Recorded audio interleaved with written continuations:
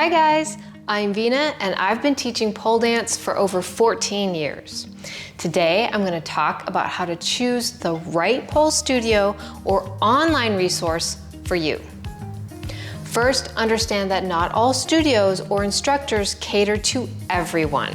So if a studio or online instructor label moves like reverse grab, inverts, shoulder mounts, and butterflies as beginner pole work, this is actually a high-level studio or instructor geared towards training athletes and those with previous gym experience. So if you haven't worked out in a while, have no background in fitness, gymnastics, dance, or other active hobbies, you'll want to find a studio that understands and accommodates the challenges of a true beginning pole dancer. Total beginner pole dance classes should look out for your shoulder health by teaching correct scapula and arm engagement.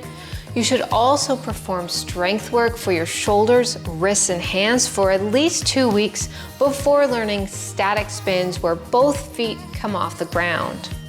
Now here are some red flags to look out for when attending a studio class. The instructor teaches whatever students want with no lesson plan.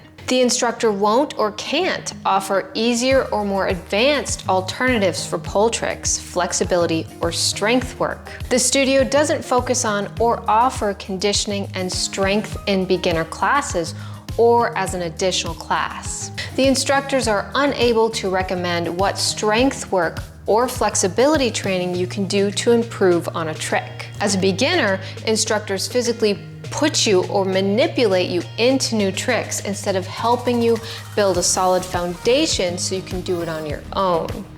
Now here are some green lights when looking for online instruction.